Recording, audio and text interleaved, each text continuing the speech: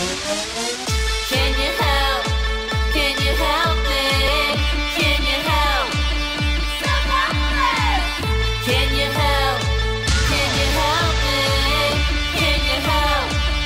Self-Helpless! Can you help? Can you help me? Can you help? Self-Helpless! What's up, everybody? Welcome to another episode of the Self-Helpless podcast. I'm Delaney Fisher, and today we are joined by a fantastic guest. Sarah Casper is a consent educator and owner of Comprehensive Consent, which is an organization that provides consent education to kids, teens, and adults. And during this episode, let me first just say that Sarah makes this topic and conversation around consent really approachable and engaging and even fun. And I learned a lot. So Sarah shares how we can practice consent daily in our relationships, what that really looks like. She offers tips for people pleasers who aren't used to communicating their desires and needs. Regularly we talk about social media and how that's impacted the discussion around consent, how popularity and approval plays a role in this, and even offer some exercises you can do at home with the kids and adults in your life. So here is Sarah Casper. Sarah, thank you so much for being here today. I cannot wait to dig into this with you. Yeah, there's a lot to dig into, so I'm very excited. Thank you for having me. Yes, it is a big topic, lots to talk about. But before we get into it, you want to share your favorite or least favorite quote with us? That's how we like to kick off this show. Yeah, absolutely. I'm going to share, as a jaded New Yorker, I'm going to share my least favorite. And that is, don't ask for permission, ask for forgiveness. Oh my gosh. Yes. Drives me crazy. Oh, it makes sense, especially with what you do for a living. That's just that's perpetuating all this shit that we don't want to keep happening. Exactly. And it's people ask like, why is the lack of consent so rampant? And I'm like, because we're telling people not to do it. Yeah. Oh my gosh. I didn't even think about that. I haven't heard that quote in a while. And yeah, totally makes sense. And even when it's not that quote, it's totally that sentiment of like, just go for it. If you mess up, you'll just fix it later. And there is some truth in that, but there's not enough balance on the other end. Right. It's like, listen, if you're about to, cook some spaghetti and go off recipe, hey, have at it. It's like, if there's another person involved who could be harmed, that quote is not for everything. There needs to be a disclaimer on that quote. Yep. Yeah. Yep. Totally agree. Well, you're already crushing it. So let's hear a little bit about, what you're doing with your organization is amazing. How did this come to be? How did you get into this work? So it is an actually, I think, unexpected answer. I came into this work through acro yoga. I've never heard of that. Do you? Yeah. Yeah. It is not such a mainstream art/activity. Yeah. It is, I like to describe it as a movement practice, kind of circus-esque, but that instead of using an apparatus like trapeze or aerial silks or a trampoline, let's say, you're using other people. Oh, like you're climbing on top of each other type of stuff and pulling each other's arms and things. Okay. Yes. I have done that one time, actually. Okay. There you go. Like counterbalancing, climbing on top of people. Yes. Like Cirque du Soleil, but like very light Cirque du Soleil. Yes. Okay. Yeah. Got it. And I started this practice in 2017. And my brain just like all of a sudden clicked that this was such a great place to talk about consent because there's touch, there is safety, there is excitement, there are gender dynamics and norms and assumptions. There are context dependent choices. Like if I'm friends with someone and have practiced with them before, my interactions are going to be different than them. And what I need from them is going to be different than someone who's new, who I've never worked with before and who I don't know. And so I started to think about how the consent is way too often just framed as this thing for sex. And I kind of started to understand how it was about so much more than that. It was about human interpersonal interactions.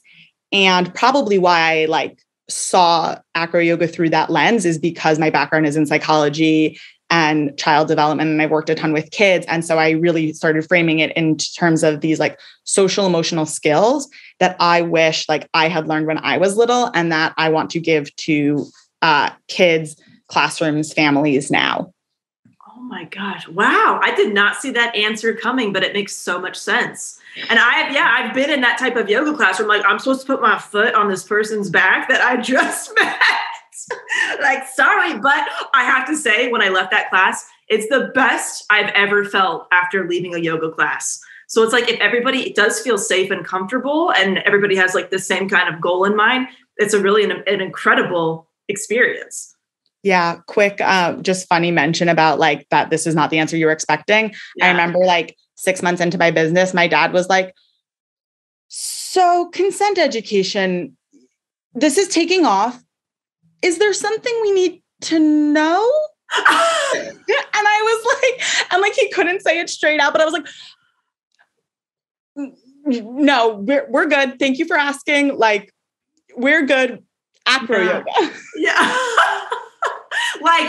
Your dad was did I fuck up? Is that what he was asking? He's you're teaching parents and teachers about consent. Did something happen to you as a child? Did I do something wrong? I'm no. Thankfully, oh my gosh, yes. I'm very lucky. We are in the clear.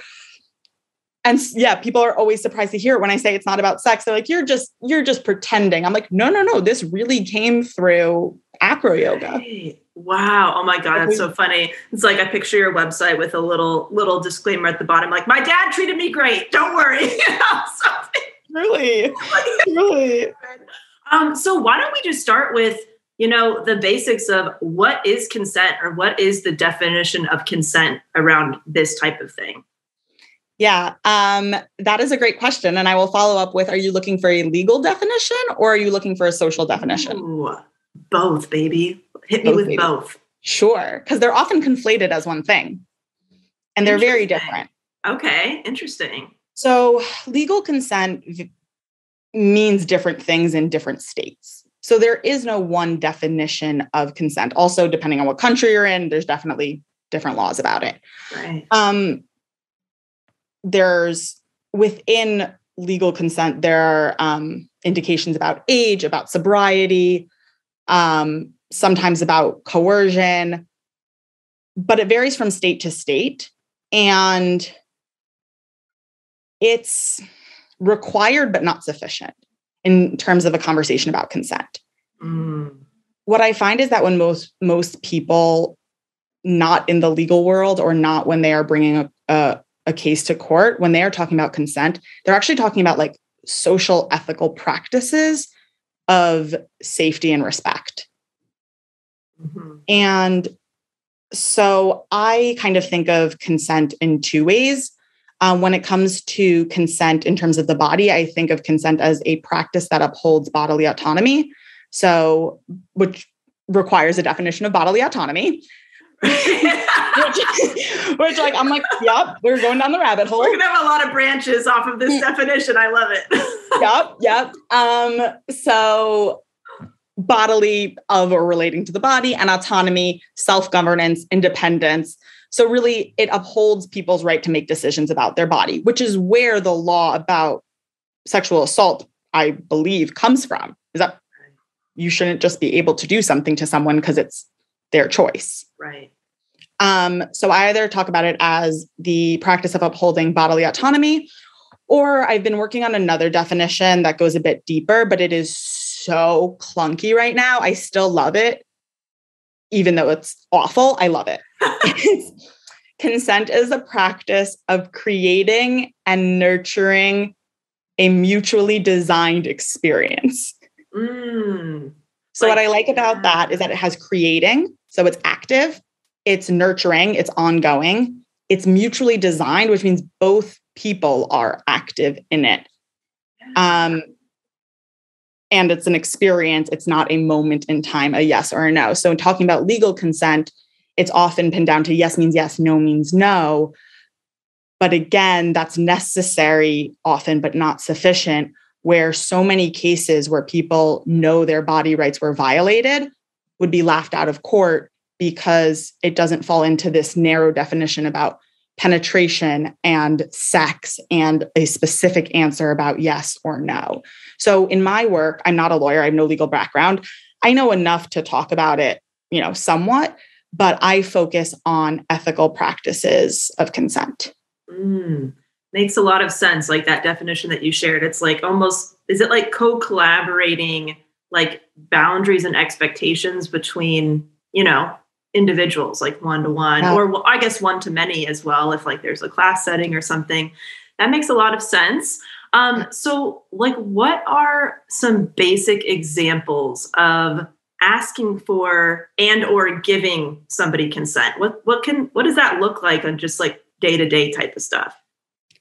So when we're talking not about the legal definition of consent, you're going to get a lot of different answers about what that means because that isn't defined. Consent really is a legal term that's like used in situations relating to sex and also like business and medical care and things like that. But I guess like a simple, is, would you like to? May I? How do you feel about? Is this something you're interested in? Yes, that's something I'm interested. Would you? I would like to. That sounds great. These are all just like regular communication tools to make sure that you are on the same page. And then on top of that is also, as I advocate for moving away from just yes means yes and no means no, there's also, are you taking into account body language, your relationship with them, in terms of how long you've known them, in terms of how close you are, in terms of power dynamics, social dynamics. Where are you in space and time? Space can play a role in power. So it is about those like, would you like to, but it's also taking all those other features into account too.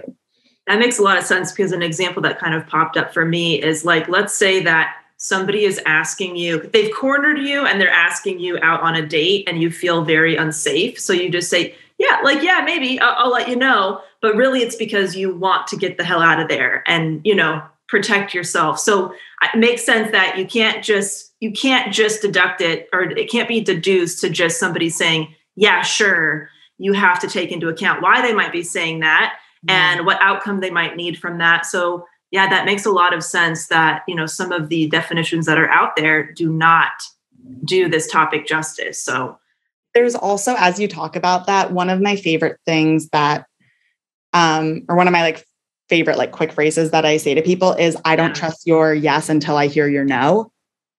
Oh, yeah. Please explain this.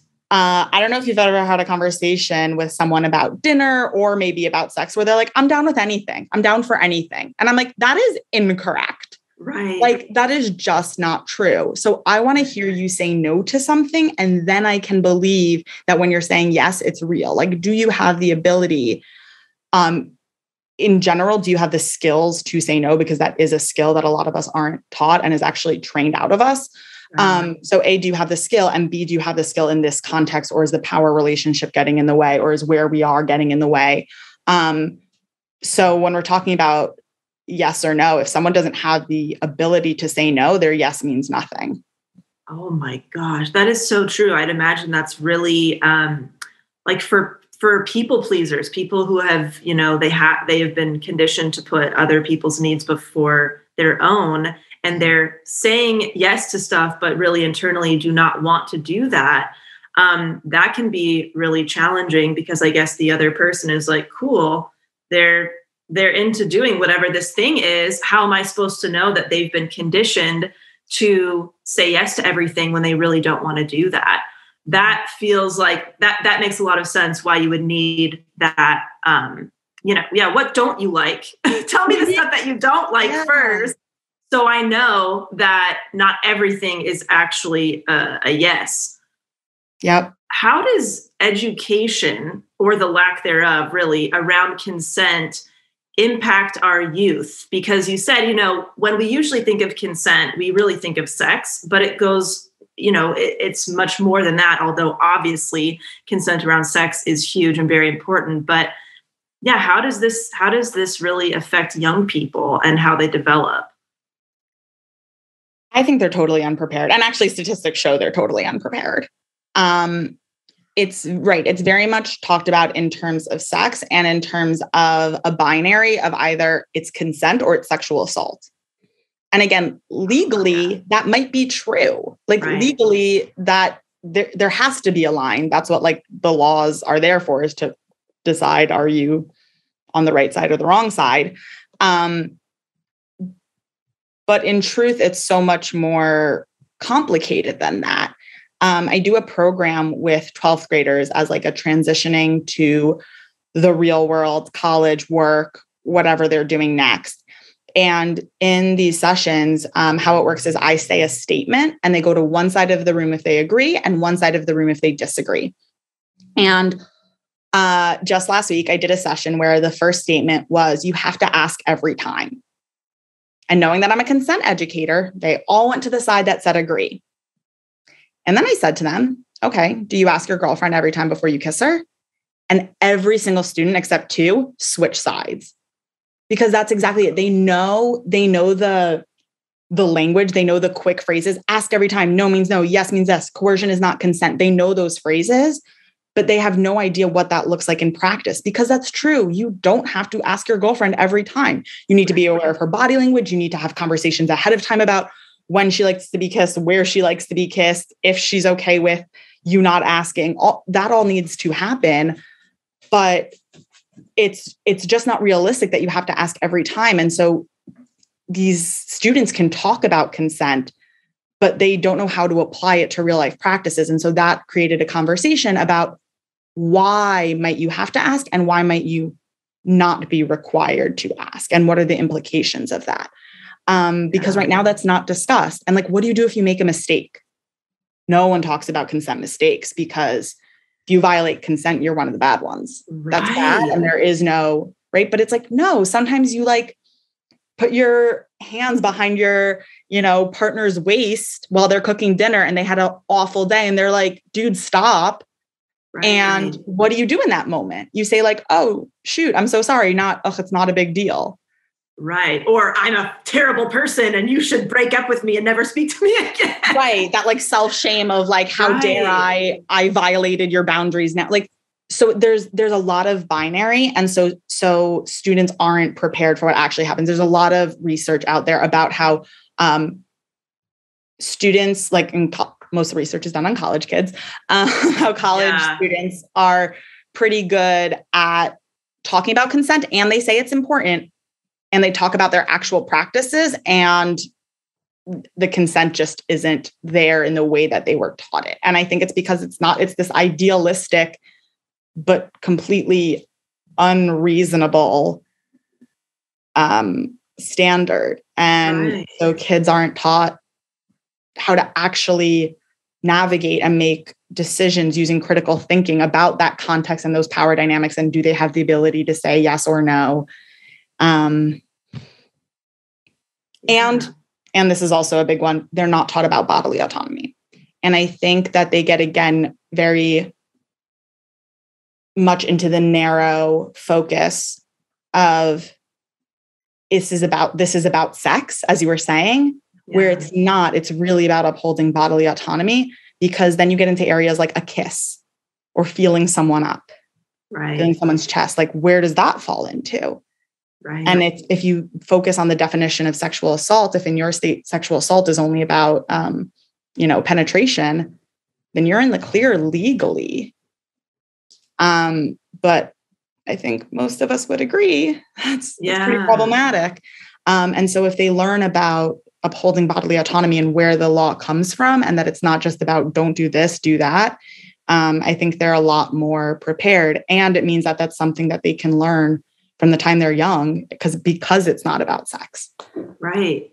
there's so much gray area. It's not just one or the other. And that's that's been a through line on this show for years. Is like, we really talk about the gray area. And that takes a lot of kind of communication and personalization to like who you are in that relationship with.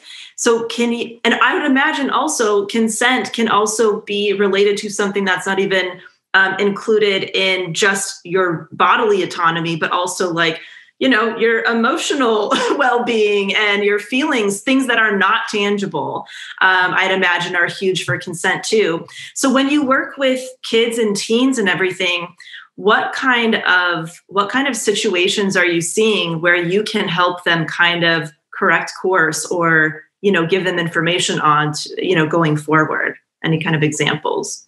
Yeah, I think it really comes down to, critical thinking and decision making, where they learn about power dynamics, they learn about body language, they learn about bodily autonomy, and then they are given scenarios, or they present scenarios where they have to think through what might be a good choice and why that is. As opposed to just, this is what to do, because no two situations are the same. Even with the same person, last week is going to be different than this week because of the person's mood or because of the setting. So Right. It's way more about helping kids think critically and building a social emotional learning like toolkit, Right. and being able to make decisions. And that includes also, I talked about consent mistakes, but also handling rejection is so lacking from the conversations about consent. It is hard to hear a no. And with hegemonic masculinity, men are told that a no says something about their worth. Right. And even if you're not a man, you can have those thoughts about self-worth. And if we teach people that those emotions are valid and they can hurt, and also what are you doing with those emotions, then people can start to make the right decisions when it comes to coercion, when it comes to handling rejection, choosing what course of action to take next. Critical decision making and a more, I'm going to say it, comprehensive consent, education, more comprehensive understanding of, it's not just boundary setting, it's not just asking, it's mindfulness, paying attention to what you want, paying attention to their body, asking, answering, checking in, rejection, mistakes, all of it. Right. So it sounds like there's, and correct me if I'm wrong, like a lot of thought kind of exercises when you're teaching kids and teens and stuff. So if this happened, what would you do? And that kind of opens up the discussion. Because I'd imagine a lot of kids don't want to be like, yeah, I fucked up this one time. People don't want to raise their hand like, yeah, I did that. So kind of maybe neutralizes some things. So everybody's kind of starting at that same level. And so, I know people, you get paid to teach this stuff, so I don't want you to give all your hot tips away, but is there like one exercise that maybe, a parent or a loved one is tuning in right now that they could do with their kid or teen at home today, or a question to bring up that you could maybe share? Yeah. Well, you bring up such a great point about like a kid doesn't want to share their mistakes. And that's because often we hold kids to a higher standard than we hold adults. Like kids have to eat healthy, but like meanwhile, like I'll eat an entire pint of Ben and Jerry's and like no one, and like I'm fine and no one's like doing anything about it. So it's so true. Yeah, kids are held to so much of a higher standard. Wow, I never thought about it that way. That's so true. Like we're true. Here, let me project my perfectionism onto you real quick. Hold on 1 sec. Yeah. I'm not perfect, so you have to be. Oh my God. Yeah. Oh, mind is exploding. Holy shit. It's making me think of like, what other scenarios are we doing that when it comes to kid? That's such a very basic example that I feel like so many people can relate to that. How many of those little daily things, daily nuggets are happening when it comes to the kids in our lives and families and everything? Yeah. So in that regard, you can do two things with that information. The first is like, right, you're like saying hands on your own body. But is the parents' hands on their own body? And I don't mean for like your child is running into the street. I am obviously not advocating for you not to grab them. Right. But like when they have to hug grandma, Like, Right. no, hands on your own body unless they say it's okay. And does the kid want to hug grandma in that moment? Or maybe a better idea is for, I mean, some people will talk about like a high five or a fist bump, but maybe an even better idea is like, do you and grandma want to go color together and build connection? And then the kid will just naturally want to hug them. Mm-hmm. Or like do something else that shows them love and connection. Right. So that's one piece. The second piece is in terms of like self-disclosure. Like parents can talk about when they mess up, and they can also say like, oh, I did this to you, and like I hugged you, like nuggied your head, whatever it is. Whoops, I didn't realize you didn't want that. I'm sorry. And like have conversations depending on what the age is about how they've messed up. Because we all have. Right. Yeah, I actually it was very interesting on my Instagram a while back.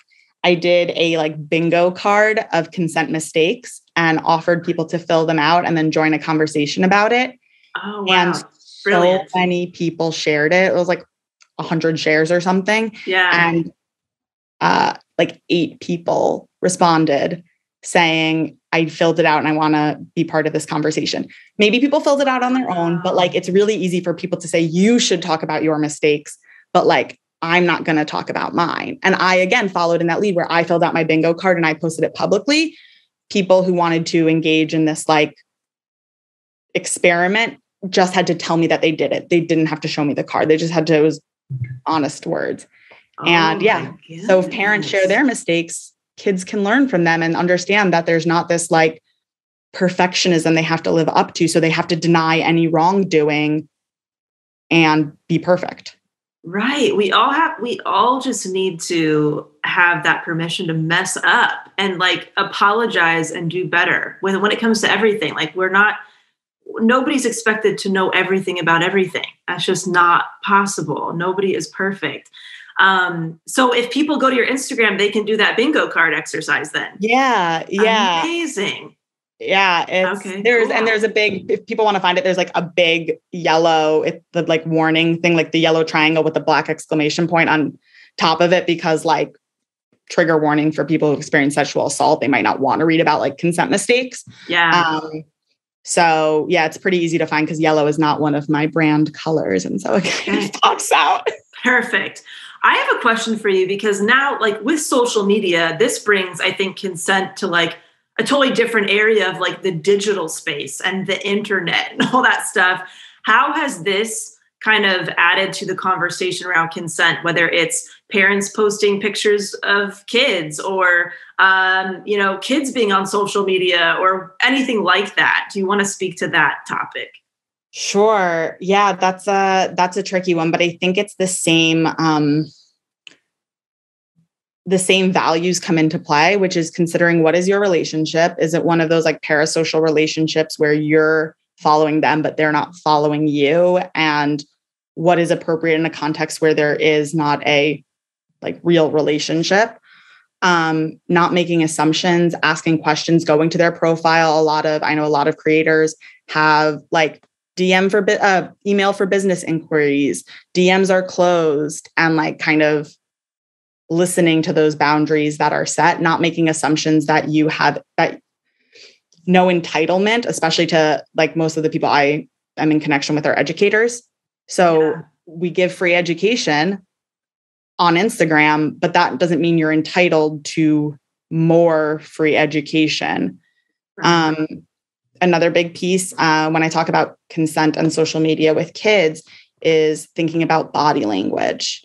I use a lot of video clips in my workshops, and there's this one from the movie 8th Grade where the main character is like really going through some hard stuff, and she's messaging someone on Instagram in bed, and she's using like exclamation points and like kind of happier language. And she's just sitting there like, it's dark, the music is somber, and she's just like completely deadpan, like no affect. And it's like, you have to think about that when you're communicating with someone on a gaming system, on Instagram, on text message, you're not seeing their body language. And that's a huge piece of communication.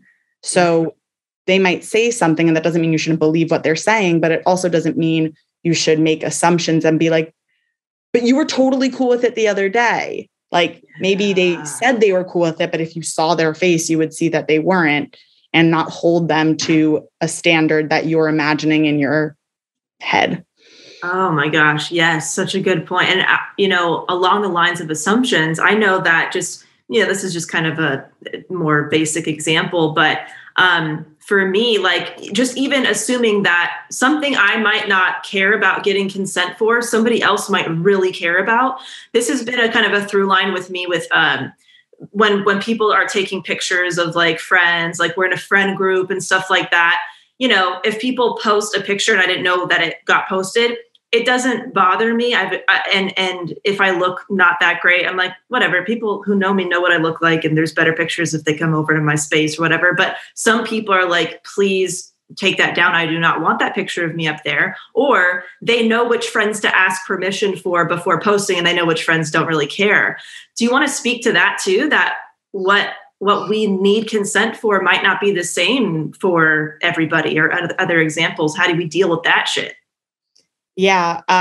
Right. It's about that communication piece and not making assumption, and not just recognizing differences, but also validating them.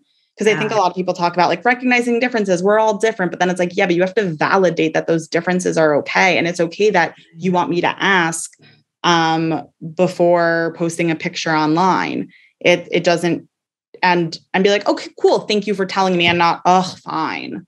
Right. I know I listened to your episode on gaslighting, and it's like, it hit hard because I'm like, there's so much gaslighting in consent of like your boundaries.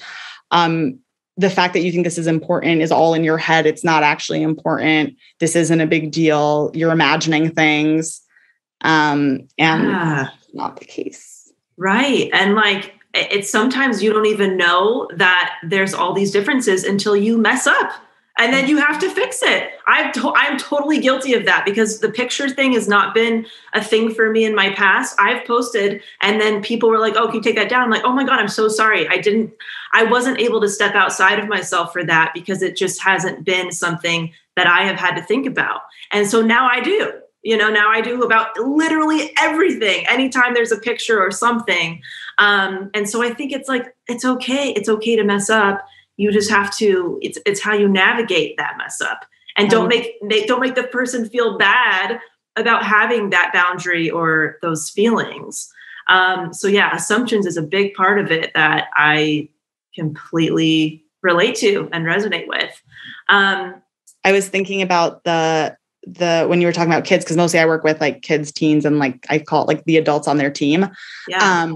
And that's one that I have a lot of ethical tension about, because kids are getting positive attention from their parents when they're being photographed and when they're taking videos of them doing silly things and posting them on TikTok. And it's like, how much are they really able to give their permission for that, with understanding what's happening, and like seeing kids like perform and create habits that make the parents happy, rather than just living their life and having their parent away from their phone and connecting with them. So there's like, I think like kind of levels to this. There's like not posting pictures of your kids on social media at all. There's posting them, but like with their permission, but depending on how old the kid is, like, what does that mean? Yeah.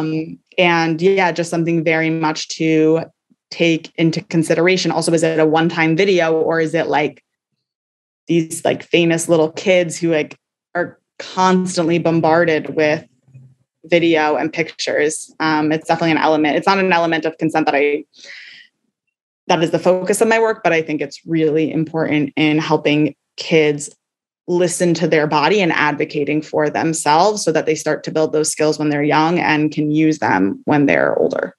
Right. That's just got to be such a challenging position to be in as a parent. I'm not a parent. I don't have any kids, so I can't speak to that, but that's going to be so hard because, the kids are seeing all the technology, the iPads and the phones and all that stuff. And they know about social media very young. And sometimes they're like, yeah, please share this picture of this piece of art I made on your Instagram. Yeah. And then it could be up to the parent. Like, do I want to do that? Do I want to say yes to the kid who's super excited about it? Or do I want to hold off and disappoint the kid? I mean, there's so many different ways, so many different examples you can even think about with that. This is probably like the right age, like the right generation of like when you would go to the mall and there would be like model scouts there. No. And like, oh my gosh. Like there would be like these, like you can be featured in like a Gap catalog, like fill out all your information, pay for headshots. God, yes. Yes. Okay, you know what I'm talking about. Yes. Right. Yes, and it was that thing where I definitely was telling my mom, sign me up, do the thing. And like, right, she had to decide, like make that really hard decision as you were talking about of like, she wants to do this, but like, is this right for her? And where is that want coming from? Is that want coming from because of validation? Is that want coming because when you said the artwork piece, because you're proud of your artwork, maybe show it to a family group? Like, again, all these considerations where there's not like one right way to do it, but it's what are you taking into account? Yes. Oh my gosh, that's so interesting. And I feel like the kids now, I mean, they're not gonna know of a time or remember a time or experience a time without social media. So it's this thing that's just kind of a given that you're on there. And I feel like they're going to have to do a lot of work to ask themselves, do I want to continue to be, even though it's been the norm for my whole life? Can you, like the people that are tuning in right now who feel like they've been conditioned to be people pleasers and say yes to everybody and everything, and maybe even as, growing up, if they said no to something that disappointed their parents, they were like punished in a way. How can they get really clear and communicate to somebody what they actually consent to and what they don't? Is there some kind of practice or exercise they can do to get more comfortable with that? Yeah, I think calling on your social support for help in terms of having conversations with them and telling them very vulnerably, so easier said than done, but I'm trying to get better at setting boundaries. Will you help me with this? Because people like to help other people. And then so it gives them a chance to say any boundaries that have been crossed multiple times in the past, like, oh, calling me after 9:00. It gives them I'm trying to get better at boundary setting in general, but one of the things specifically for us is like, I know you like to call me after 9:00. Is it okay if that happens less or that doesn't happen anymore? So it tells them that it's not personal. It's like a thing that that the person like confronting the other one, person A telling person B, it's person A saying like, this is something I'm working on in general. It's not about you, person B. And it also gives them a chance to, it also gives the other person a chance to check in more. Like, I know I do this, sometimes where if I'm like, I was seeing someone for a while in the beginning of the year, and because of the pandemic, we'd usually like cook dinner at my place and then like watch a movie, like do a game night or something, whatever it is. And one time we made dinner.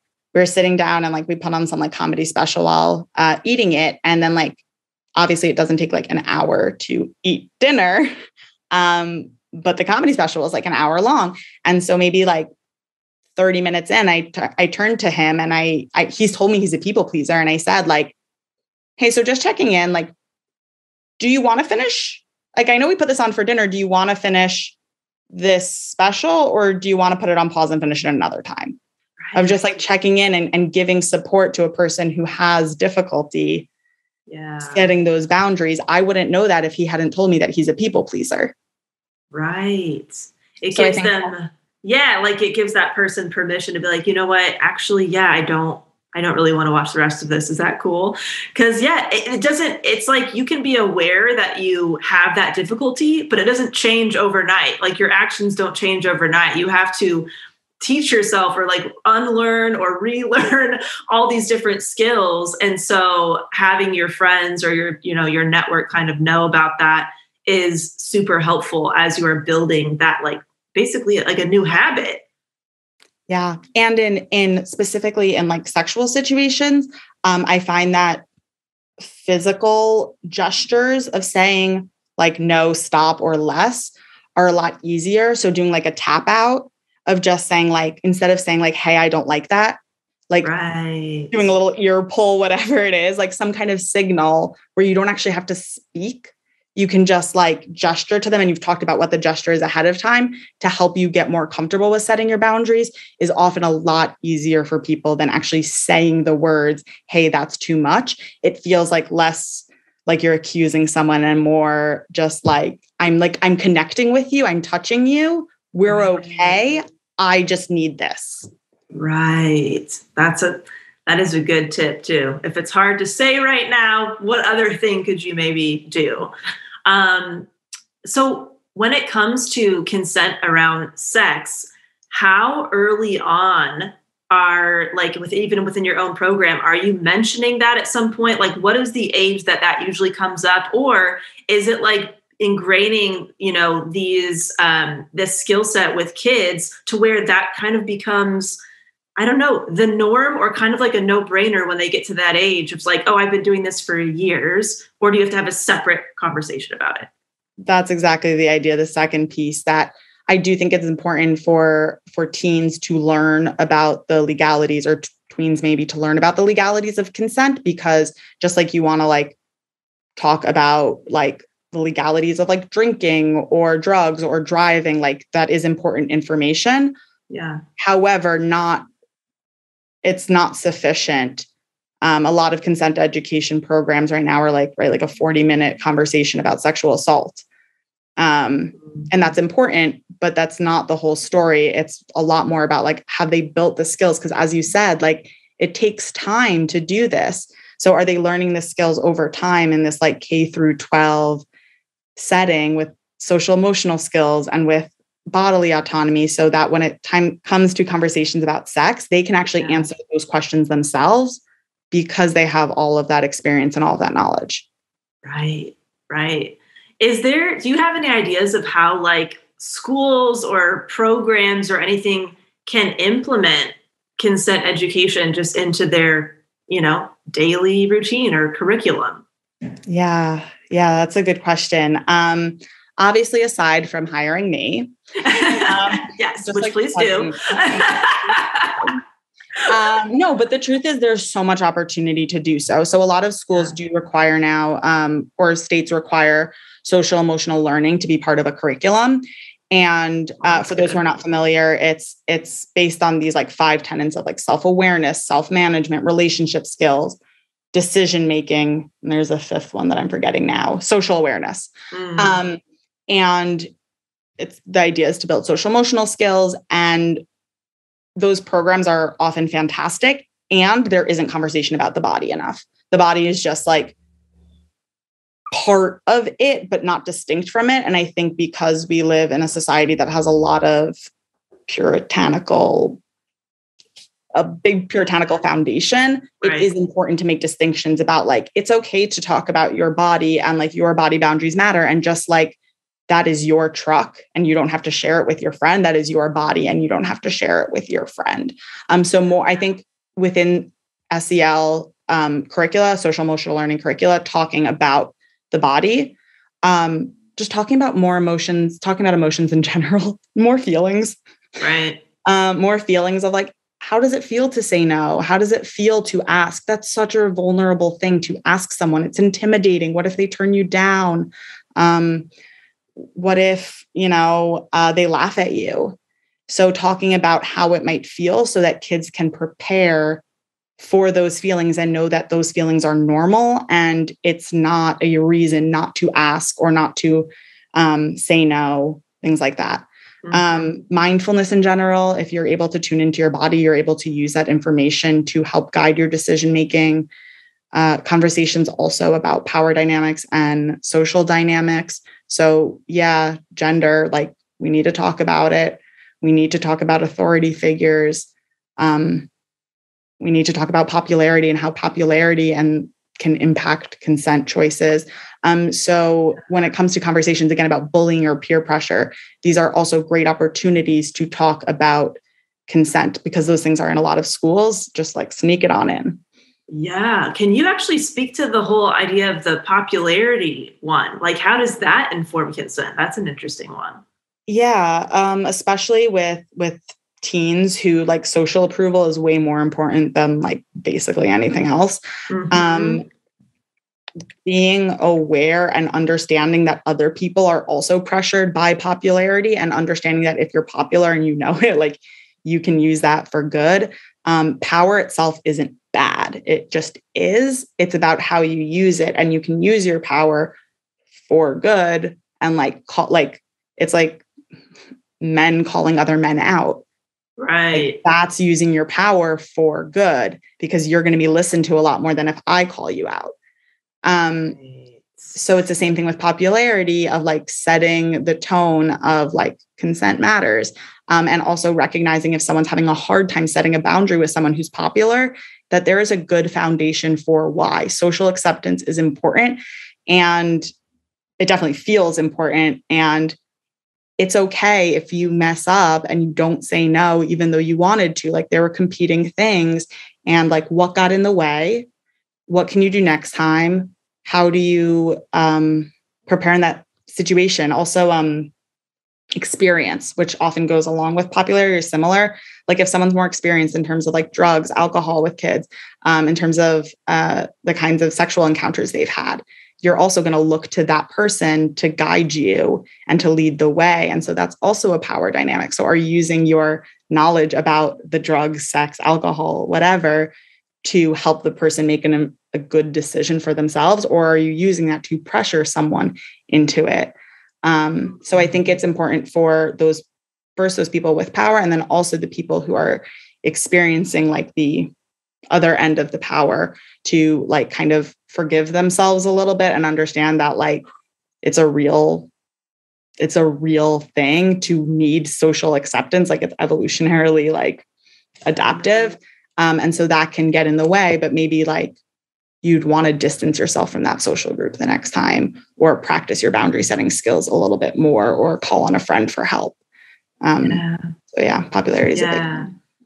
Oh man, that is so true. And another thing that kind of just came up for me too is I have been in positions before where I didn't even know that I wanted or needed consent about something until I didn't have a chance to consent it. Like some, whether it's work related stuff or personal or something has happened where, oh, I didn't even know that I would have wanted to have a conversation about this thing before this person moves forward until they did. And so I think it's also like knowing that you might, some part of it, at least for me, I might not even know the things that I need boundaries around or want boundaries around or want consent around until it's kind of in my face and like, oh, I didn't even think about this before, but I do want to put a boundary in this spot.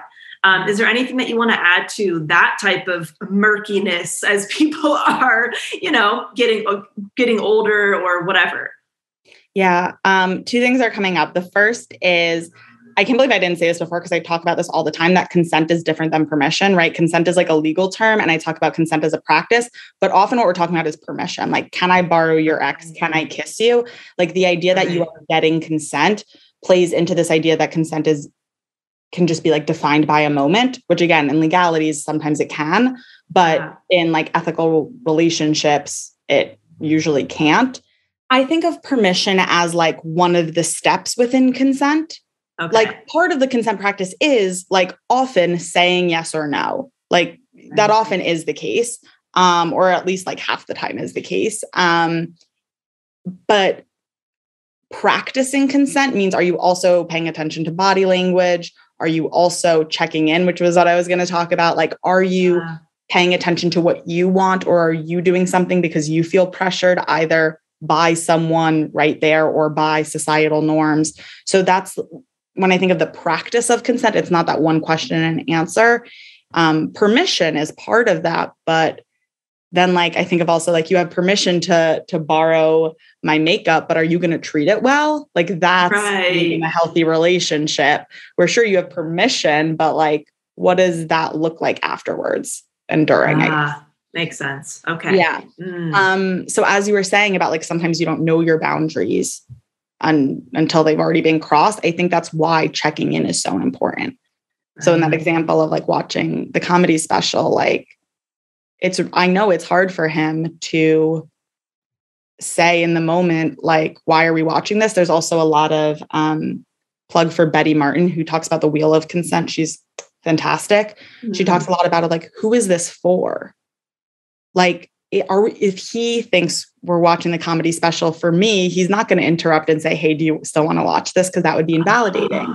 If I think we're watching it for him, I'm not going to say anything. And so checking in allows you to be like, who is this for? Do either of us want this even? As opposed to just like the natural progression of like kissing and then shirt off and then clothes off. It's like, are you checking in that like, or is this just based on assumptions and what we've seen in movies? So I love the idea of like, who is this for? And checking in really helps with that.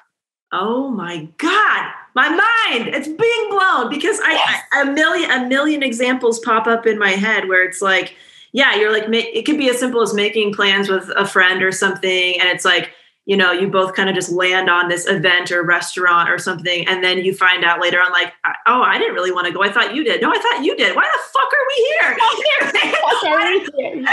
Stay home and order pizza.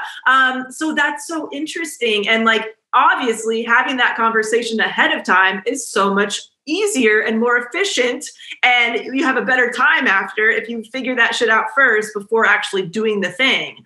Then you're both kind of doing something that you know is kind of an energy suck or something. And checking in also after. I've had a couple of experiences where I've brought feedback to others about my experience.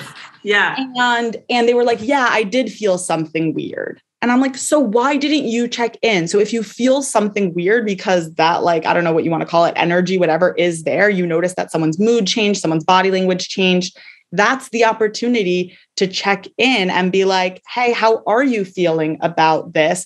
So that the person doesn't have to like say like, hey, is now a good time for feedback? Person who I went on to dates with. Like, can I just give you some like really intense feedback from a consent educator? When can I give you notes? Yeah, it's happened. Oh, it's happened. And I'm like, and I'm thinking of two examples specifically, like both times the person was like, yeah, I did feel a change. And I'm like, so say something. Right. I've also been in positions too, where, you might be afraid to say something in the moment because you don't want to hurt the person's feelings. You don't want the relationship to be awful after or something weird, where I've actually been in positions where I really like logically, I want to say something right now, but my body is like, it's shut down. It's like, I don't have that skill set yet of always saying how I feel in that moment. And it's really hard to learn that as an adult, you know what I mean? And I don't know. It's just, we had somebody on recently who was saying like, even starting with very simple things. I think Justine Carino's who said that, starting with a simple thing of like, you know, if you get a wrong order at a restaurant, telling them, hey, I actually didn't order this. Can I get what I ordered? That kind of stuff is like nice little nuggets of places to start. Is there a little nugget where somebody can start today of, I'm going to start practicing giving consent or giving permission, even maybe when I'm not asked, because I just need to build that muscle. Yeah. I think about, oh my gosh, this was actually, I'm pretty sure it was a comedian, a writer who did like tried to get 100 rejections. Have you heard about this story? Oh, her name is Emily something, I'm pretty sure. Okay. But it was this comedy writer who, I think Adam Grant's podcast did an episode on her, who decided that she was getting really like frustrated with the fact that she wasn't having work. And she was so scared of being rejected that like that was part of the problem. So she reframed it in terms of, I want to get 100 rejections by the end of this year, which meant she had to apply her writing, her job, whatever it was, to at least 100 places. And it ended up being that she got in the New Yorker and the New York Times because of that, because she let go of that fear of being rejected. So I've tried to like incorporate that like kind of mindset of like, it is a win to get a rejection because it means you tried. Yes. So because we can't guarantee that the server at the restaurant is going to say, oh my gosh, I'm so sorry, let me get you your order right away. Right. They might say like, no, I wrote it down. This is what you ordered. Like they might say that. And that's true. And so it's not about like this is often taught like this, like illusion that if you do the right thing, the goodness will follow. And that's not true. So it's about being prepared to practice the skills and hear whatever response you hear in those low stakes scenarios, right? Customer is always right. You probably will be okay. And so that can build up some steam, build up some momentum. So that, I don't know, just talking about, right. Like, I love that idea of asking for things. Owning your desires, asking for things that you want, and whether that desire is a stop or a go, like whether that's something you want more of or less of. Either way, that's like owning your desires. That's another piece actually of like who is this for? When people say like, do you want to kiss? I'm like, I think you're telling me you want to kiss. Right? Like you're not really, I want to kiss you. Yeah. And when we say like consent is sexy, like that's what it's like. I really want to kiss you right now. Like, how hot is that? Like, as opposed to like, do you want to kiss? And it's like, well, do you? Like, who is this for? And it's okay to like own what you want. And for me to say, I don't want to kiss right now, or like, yeah, that sounds amazing. Yeah. And talking about your wants and desires or like trying to reduce the shame from that. Yes. Well, yes to all of that. I also love what you said about like, you can't guarantee what the waiter's response is going to be when you say, hey, I would like what I ordered, please. And I think it's important to like, it's not about the outcome. You can't control the outcome. It's about you taking care of yourself in that moment and really practicing that. So it becomes like, your new nature, basically. And it's so interesting that you said that, the 100 rejections thing. I heard about a similar, theory a long time ago. And I think it was actually based on a children's book, I believe, of like the method of 1,000 no's or something like that. And that is the mindset I get into too, when it's like, this is a little bit scary of whether I'm going to be saying something for the first time, or I'm putting myself out there in a new way, or I'm pitching myself for something, is instead of being so attached to every single interaction of like it's make or break or life or death, your new goal is actually just to rack up as much rejection as possible. So it's like when you get no's and stuff, it's like, oh, joke's on them. I was trying to do that. Thank you so much. Now I can put it on my tally board here and I'm one step closer to my goal. So I love that too. And I think that can be utilized for anything. Like I'm going to start practicing setting boundaries and speaking that. And I need to kind of detach myself from caring so much about the outcome that I stay silent. So let me get in the mindset of, I'm going to try this. I'm going to do this a bazillion times for the rest of my life. And my goal is to just rack up instances, or rack up things that are uncomfortable. Right. And that goes for setting boundaries. That also goes for asking. Whereas like it's not just, did you say no, but like, did you ask for the things that you want? Because again, like the main problem isn't that people can't set boundaries. That is a difficulty, but the real problem is that people don't know how to ask and check in. And so it's like, practice asking and checking in. Even if it's about like dinner, like, do you want me to use more salt next time? That's a check-in. And people do that all the time when a Netflix show ends and it's like autoplay the next episode. Check in. Do you want to watch another episode? Like you're giving a massage to your partner. Is this too hard? Do you want lighter? Where do you want to be massaged? And then if they say like, oh, it's fine. Again, we go back to that. Like, I trust your yes once I hear your no. You can give them options. What about like this? What about like that? What about like this? And so you can help again, encourage them to say what they want. And you are encouraged in the skill of checking in. Right. I love that because it almost feels like you're taking the burden off them a little bit, knowing that they have difficulty and you're like sharing that with them. Well, this has been fantastic. Do you have anything else that you'd like to share about consent, whether it's, common misconceptions that you want to debunk or like any words of wisdom that you want to leave people with today? Pressure's on. Closing statement. Your last words. Pick them well. I'll say what came to my mind and then I can regret it later, which is great. No, this is what I say.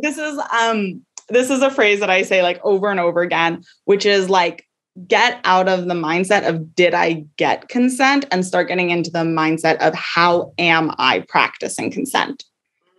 Because it is not just this moment of like, but she said yes, but she smiled, but he did whatever. It's like, that's a piece of the puzzle. But did you consider body language? Did you consider power dynamics? Did you consider setting? Did you consider the relationship in your history and past conversations that you've had?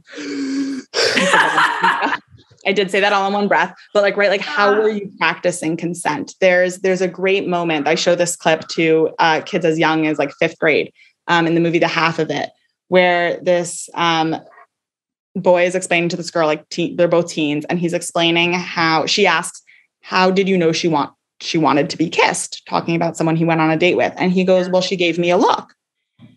And she goes, what kind of look?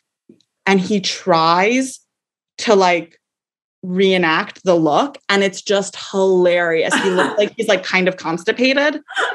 And like every single kid in my class is cracking up because it's like, yeah, that's so absurd that like you're determining consent over this look. It's like, how were you practicing? The look might be important, but what else did you take into account? If someone is labeling it, if someone says they got consent and they specify like one piece of it, I'm like, that's weak. Like, good. I'm glad you paid attention to something, right. But like, I really think we need more because human interactions are complicated. There's a lot of social things going on. There's a lot of emotional things going on. So consent is a practice. So keep it ongoing. Also give yourself permission to mess up, but only if you're also like actively practicing. I love that. I love the idea of not thinking about consent as a moment in time, but as a daily practice. And that is a huge takeaway for me. And also with what you recently said, another big takeaways. There's been so many from this episode, but just for my own thing, like I want to start like practicing asking more questions and also giving more statements about how I'm feeling or what I'm desiring or what I'm wanting in that moment. And I think that's something that we can all do for ourselves and other people. So, Sarah, this has been amazing. Thank you for taking the time to be here today. Where can people find you and your work and all that good stuff? Thank you, Delaney. I will nerd out about consent anytime, anywhere. Just ask people I've gone on dates with. So people can find me at comprehensiveconsent.com on Instagram. I'm Comprehensive Consent, basically on all platforms. I do workshops both in school and virtually. I have some posters for parents and younger kids. I have a curriculum for kids in grades 1 through 4, 1st through 4th. So there's a lot out there. And I'm so grateful to be on the show. I love this podcast. Oh, thank you. Well, that was amazing.